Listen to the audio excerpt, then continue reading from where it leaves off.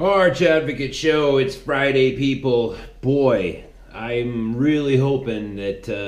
Listen, I know that the hearing last night of Ms. Ford and Judge Kavanaugh. I know it was lengthy, and everybody else. We all have stuff to do. I tried to watch as much of it as I could, but eventually, it's like I got a baby. I've got to cook food, put people to bed, that sort of thing. Very interesting stuff. Now, I'm very happy and kind of shocked at the same time. I've made this point repeatedly. I'm going to do it again because we are all about to see some very strange things. Listen, that whole "thou shalt not bear false witness" thing. Right? Now, you would think that that's a very simple proposal. Don't say things that aren't true. Don't say you saw something when you didn't. Don't say something happened if you aren't really sure if it happened or not because you yourself weren't there and you didn't see it. But if it's simply that, if it's simply a rule, right? It's the problem with the religions is that. In my estimation, and I've studied quite a few of them, all but one of them is just a bunch of rules. And if that's the case, then how do you pick one religion over another? If it's all just a bunch of rules and they're all pretty much the same, don't be mean to people, don't kill people, don't be a liar. You know what I mean? If it's just a bunch of rules, it's like, well, you know what? It's 2018, and I'm perfectly capable of writing my own set of rules. Don't kill people, don't be a liar, don't be a cheat, don't be an asshole, that sort of thing. I'm perfectly capable of that. But what if it was something more? What if there was some sort of metaphysical property to that, like, hey, don't bear false witness? Why? Because when you see this in this case here, here's this lady that comes forward, spewing out, which I'm about to outline, spews out this whole string of just nonsense, bullshit. Right? I told you guys I'm going to try to stop cussing, but it's like, yeah, but that's bullshit what she's saying. That's what it is. Now why not do that? Why not do that? Why abstain from doing that? You can get yourself a feeling of righteous indignation. You can get yourself on TV. You're definitely going to get a book deal. You're going to make some money. You're going to look around at your fellow friends who are also registered to vote as Democrat, who also see themselves as the good people. You're going to be able to walk around those people, and you are going to be the toast of the town as it applies to your particular circle of friends forever. You're always going to be that person that did whatever it took to thwart the plans of the evil conservatives. Why not do that? And the reason is because what's about to happen. Consequences that are yet unseen but very easily predictable. What can we see which is about to happen? Now listen, I'm going to go out on a limb here and say Kavanaugh is going to get shoehorned in. They're going to have a vote. The Senate will come together and they're going to vote. And there's going to be a bunch of Democrats who won't even show up to that vote, but there will be enough Republicans or otherwise that do show up to vote, and the yays will have it. I believe that. I could be wrong, but whatever. Well, what I'm about to tell you doesn't really matter. It doesn't matter if Kavanaugh... And let me tell you something. Like, I'm not... As far as Kavanaugh's history, I'm actually not a very big fan of the way that... I think that his interpretation of the Constitution is a little too fast and loose for my tastes, right?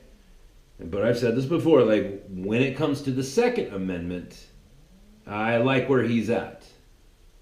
And to me, for me, that's kind of, like the final, the thing that protects all the other ones is the second one, right? if our government gets too crazy, it's like, well, we're armed. You guys get too crazy, it's like you're gonna have to face the rest of us. And we too, just like Judge Kavanaugh or President Trump or President Obama or Bush or Clinton, or whoever. It's like, guess what? There's 320, 340 million of us, and we all have a different interpretation of the Constitution, and most of us are armed.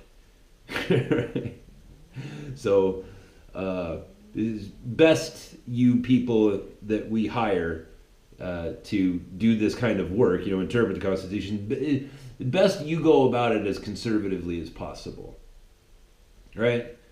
To be an originalist as much as possible, because you start straying, right, then you're going to leave it up to us to interpret the Constitution. And I can't think of a lot of things worse than 320 million people trying to assert their own individual interpretation of the Constitution with a gun. Right? That's a recipe for disaster. But anyways, I digress. I guess I was just trying to make the point. Like, look, I'm not a huge Kavanaugh guy. Right? I like some things. I like who he is personally. You know what I mean? Like, as from what I've seen about this man and how he conducts his life, he married one woman. He stayed married to that one woman and is raising a family with that woman. You know what I mean? He's a good Catholic boy. He coaches his daughter's whatever, softball or volleyball. I can't remember which one. He's a family man. Right? As far as who he is as a man, yeah, I'd like to go fishing with that guy. Where he comes down on the Second Amendment, yeah, I like that too. There's some other things that he is not against the Patriot Act as much as I would like him to be.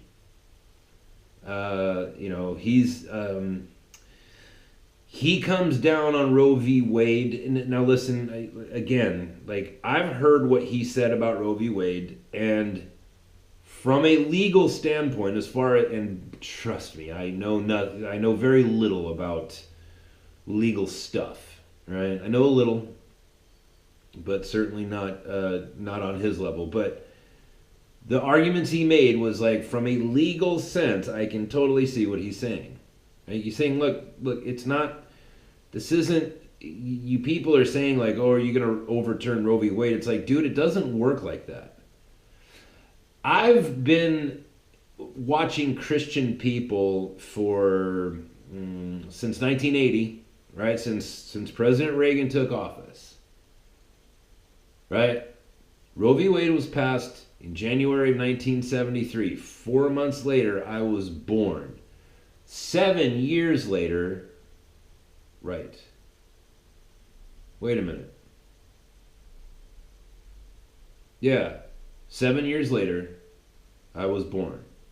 7 years after I was born, Reagan became president. Right, 1980. That's right. 1980 to 1988, and from 88 to 92 was Bush, and then from 92 to 2000 was Clinton. Yeah, I'm right.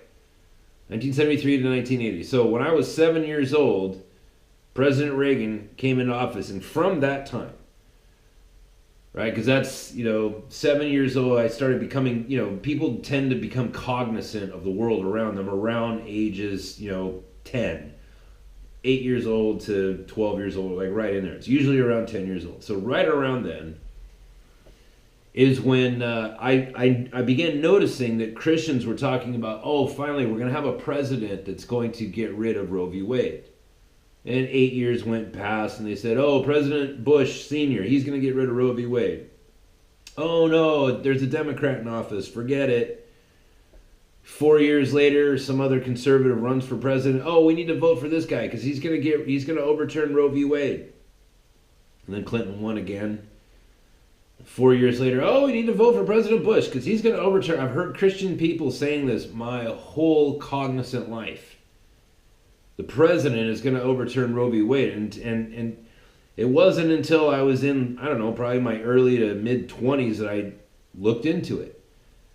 And as it turns out, the President of the United States does not have any say whatsoever in Supreme Court decisions.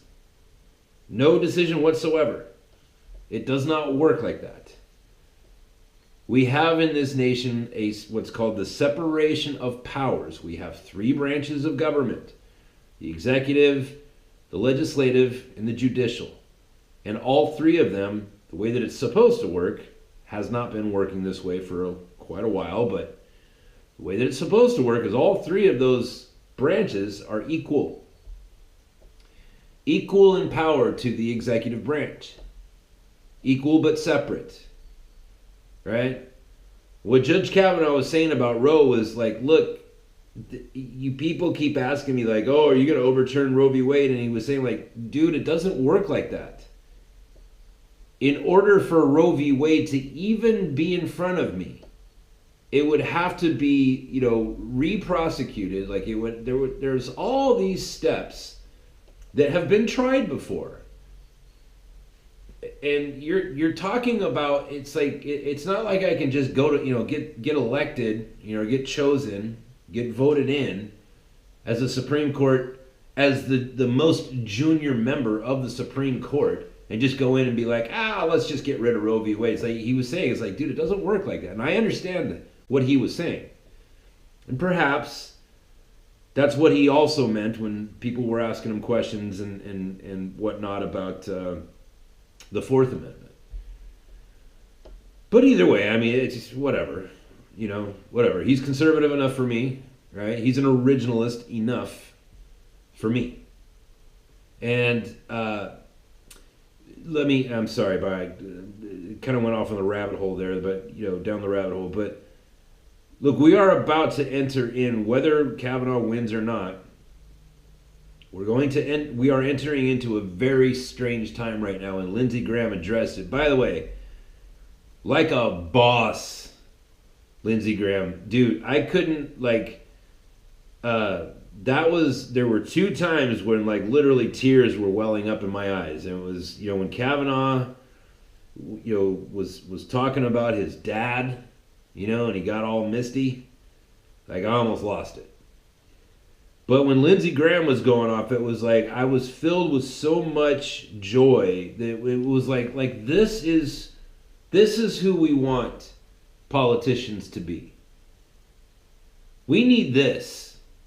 We need that fire that Lindsey Graham. Now listen, Lindsey Graham is a guy. He's got a baby face. He looks like a little kid. He's got a girl's first name. Right? Last name sounds like a graham cracker. You know what I mean? He's kind of like, I've always kind of thought of that guy as kind of a puff. A sissy la boy. Right? But oh damn, did he bring the fire yesterday. And I was proud. It made me that old Marine Corps esprit de corps was bubbling up. I was like, yes, this is who we need people to be. And because of these whole proceedings, Lindsey Graham's life has changed. Lindsey Graham, from yesterday going forward, he's never going to make decisions the way he used to. After this day, people are going to, in Congress and in the Senate and in the Beltway, people are going to play the game a lot differently. The Democrats have exposed themselves as being the people we will stick our finger in the wind and we will tell people whatever they want to hear, whatever we think they want to hear, we're going to tell them. And that's actually, you keep hearing that word being thrown around, demagogue, or demagoguery. You know what that word actually means? It means somebody who just says what the public wants to hear and goes with that. And the Democrats have displayed they will run on. You've seen these. You've seen the Democrat lady from Hawaii and this lady from New York. There's a bunch of them. A bunch of these Democrats have been using those words oh, these are just white men that are doing that. It's like, white men? What are you talking about? Why would you say that? Oh, because we believe from our polling and from the way that we study political science, we believe that if we say these are just old white men, that the kids will show up and vote, that it'll inspire them to vote. It's like, well, that's demagoguery. You don't truly hate old people, do you? Right? You don't hate white people, do you? Because that would be racist, and it would be an indication of self-hatred. And self-hatred is an indication of instability. Are you saying you hate yourself for being old and white and a man? Or that you hate men? You hate white people? You hate old people? You know what I mean? It's like, no, they don't. They're demagoguing, right? They're saying what they believe that the public wants to hear.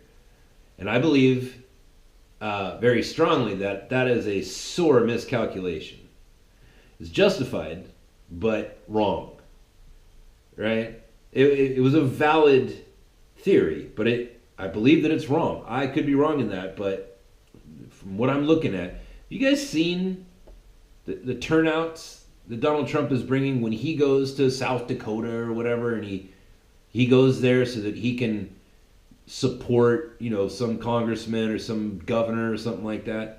Dude, hundreds of thousands of people are showing up to those in very desolate places. You know what I mean? Because what was it? I think it was South Dakota, or maybe it was Montana. It's like, dude, do you know, like nobody lives there. The state of Wyoming has like less than 500,000 people in the whole state, and that's a big ass state. There's less than 500,000 people there. There's 4 million people in my city, where I'm from. There's 500,000 people in Wyoming. So he goes to whatever it was. I think it was South Dakota, which is right next door to Wyoming, but that's why I use the example. He goes there, and tens of thousands of people show up. Dude, nobody lives in South Dakota. There's nobody there. You know what I mean? Like, evidently, everybody who lives in South Dakota went to the Trump rally and was wearing a red hat. And you tune into, like, the amount of people that keep showing up to these Democrats events, you can see all of the people there. And it's, you know what I mean? When you see that, from the camera angle, and the person holding the camera is like 20 feet away from the person speaking, like Maxine Waters or the lady from, Hawaii or whatever. Like, dude, you can see everybody who's at that meeting. President Obama just had a turnout snafu. They were saying something like 100,000 people were going to show up, and it turned out to be like 7,000 people. It's like, yeah, there's a lot of people that are willing to dress up in pink pussy hats and take a vacation to Washington, D.C., but it's like, yeah, but you do have that, but I'm seeing something different. I've never seen as many people showing up to a Republican rally, right? Because for my whole life, as a registered Republican, like, the Republicans have always been the party of like, oh, we're the kind of the stiff, conservative, like we don't really, we're not really into partying and that sort of thing. It's like, dude, there's full-on parties going on. Biker rallies and everybody that shows up to the Trump rally. I say all that to say this. It's like, these Democrats have chosen the path. They've chosen that no matter what, they're going to keep saying things like, oh, old people, white people, men, they're all evil, right? And they've decided that instead of taking their foot off of that and saying, oh, wait a minute, we might, we might lose some of our own people in this, because some of our own people are old people and white people and men. Some of our people are married to people who are old white men. We might lose some of those people if we keep our foot on this pedal. No, that's not what they did.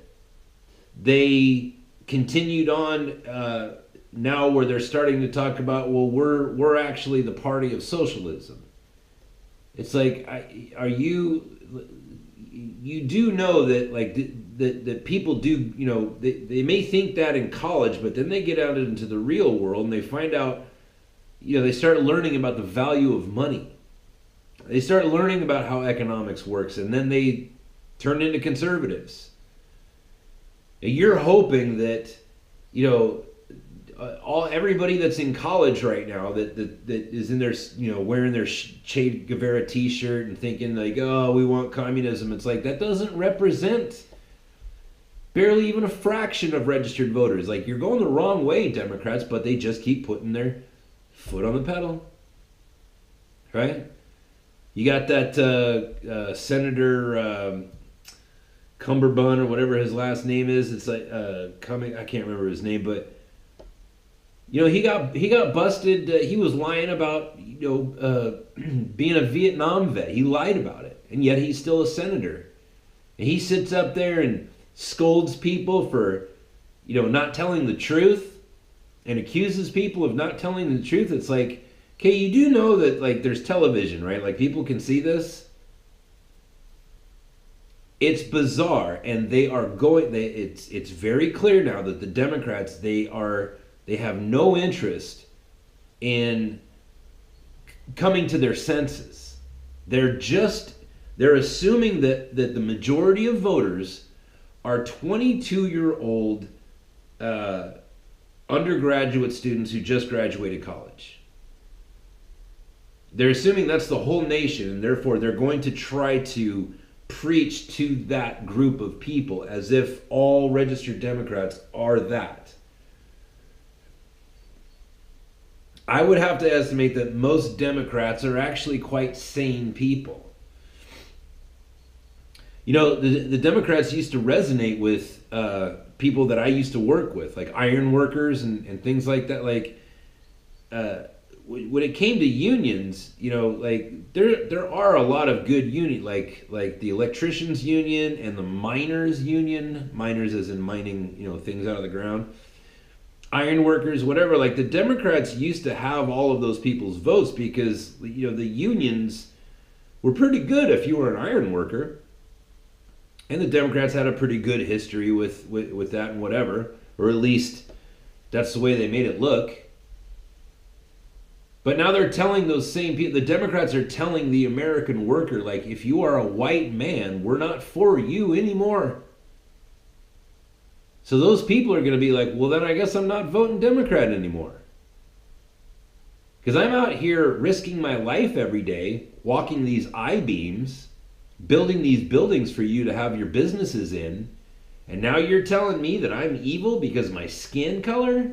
Because of my gender, because of the strength in my back, that I'm somehow privileged? Okay, I guess I'm not voting for you. Now that guy, that iron worker, that miner, that electrician, he may not vote at all, but he's not voting Democrat, not anymore, because the Democrats decided to demagogue. They decided that here's what the people think, and therefore I'm going to say this thing that we think that they think.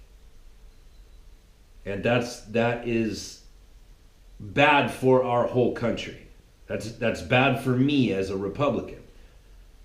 Right? For me as a conservative, it is bad to have a dysfunctioning Democrat Party. It's not good. Nothing good can come from that.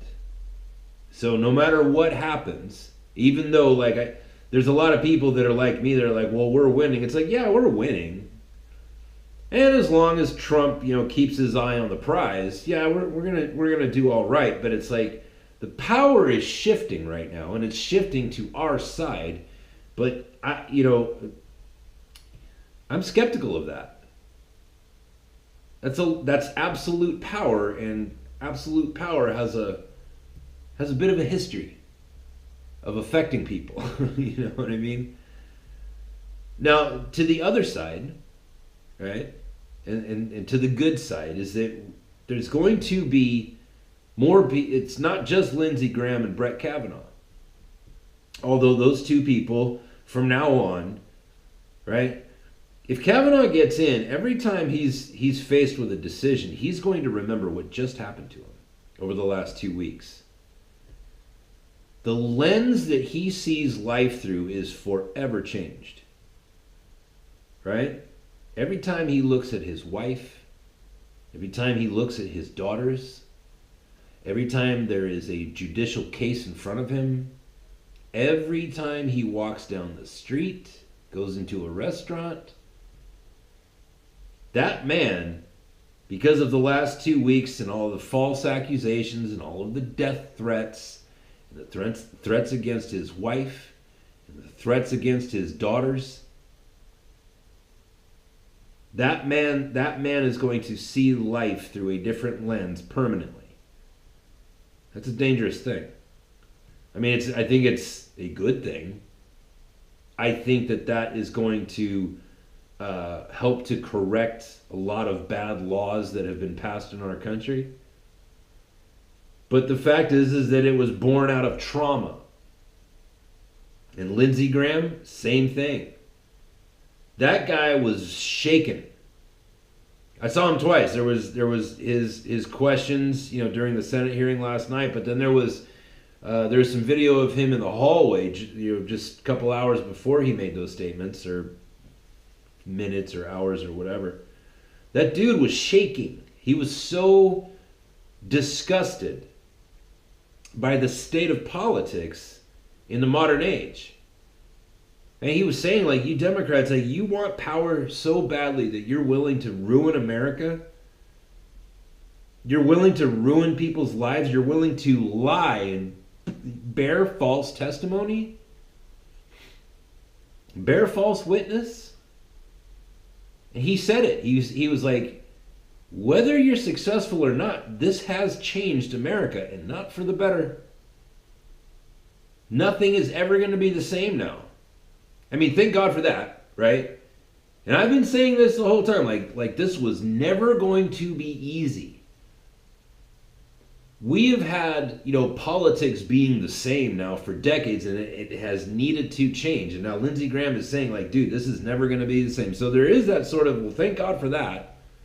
Thank God for that. Thank God for this pain that we are all about to go through, and that we stepped into the front door of last night. Because this will usher in a new era of originalists.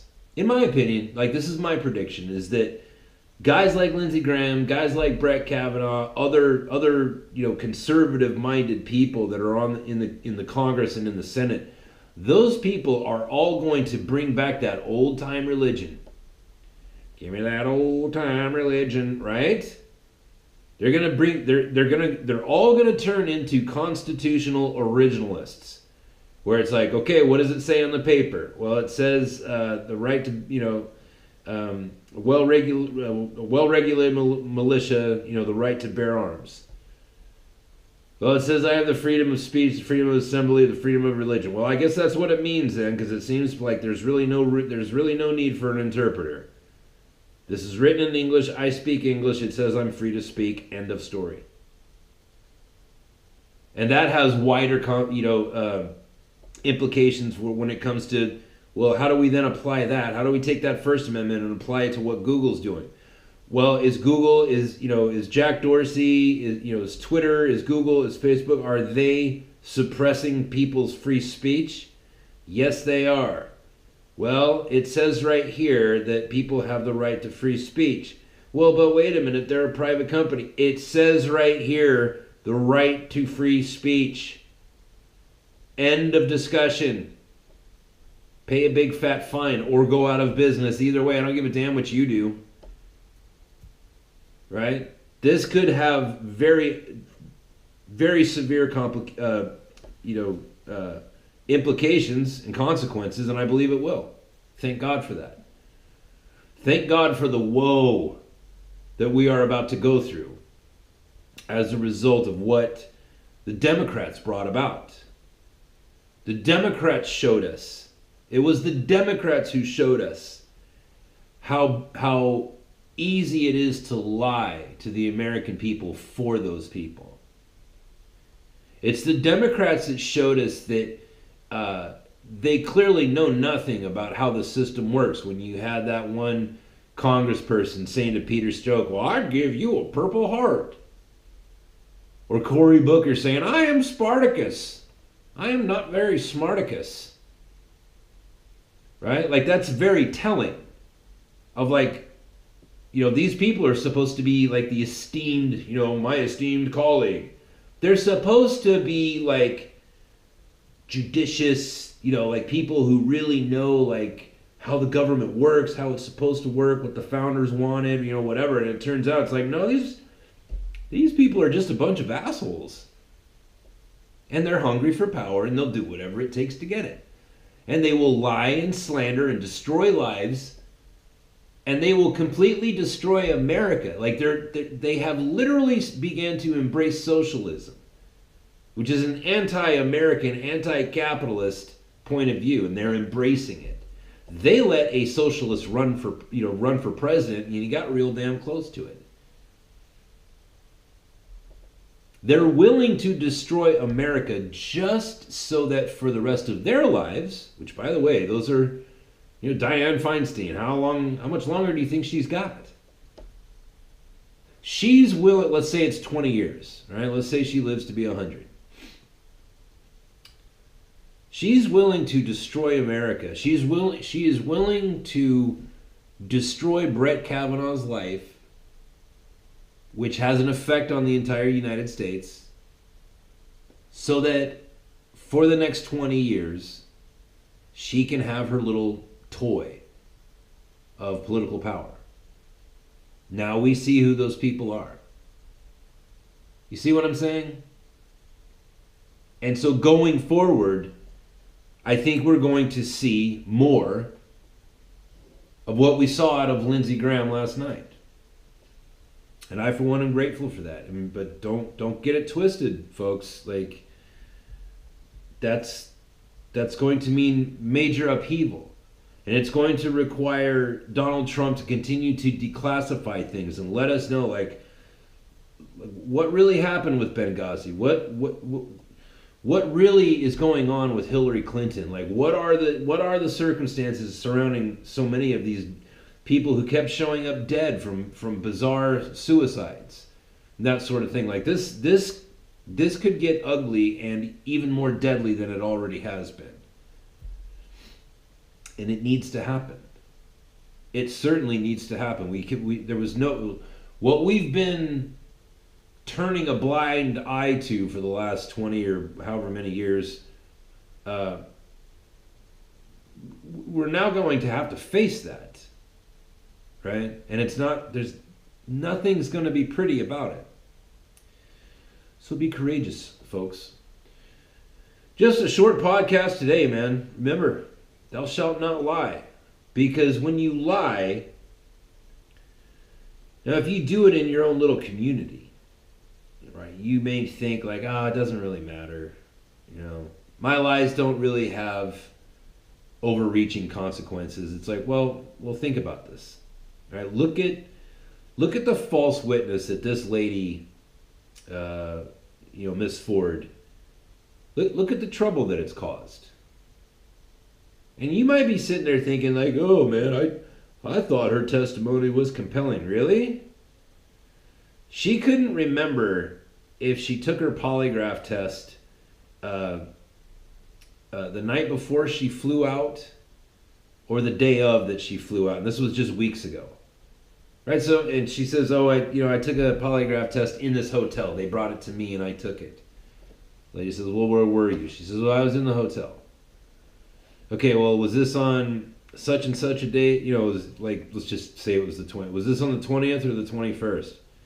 She says, oh no, that was on the 20th. I remember because I went to the hotel room and they came to me. Okay, so you're sure it wasn't on the 21st? She says, oh, wait a minute. Maybe it was the next day when I flew out. It's like, wait a minute, you don't remember, like, you don't remember if the sun was going down and you had to catch a flight that day? Or, I mean, because I can't imagine that I'm talking to anybody right now that's never been on an airplane before. It's like when you have a flight to catch the next day, if it's tomorrow, like you prepare for that. Like you're ready for that. And if you get a flat tire the day before, you're going to remember getting a flat tire because you're going to be thinking to yourself like, oh, I have to fix this flat tire for sure because I have a flight tomorrow and I need this car to get to the airport or whatever. You know what I mean? It's like, wait a minute, this is just a few weeks ago. And you're saying you don't remember when you took this test, whether it was the day you flew out or the day before when you got to the hotel?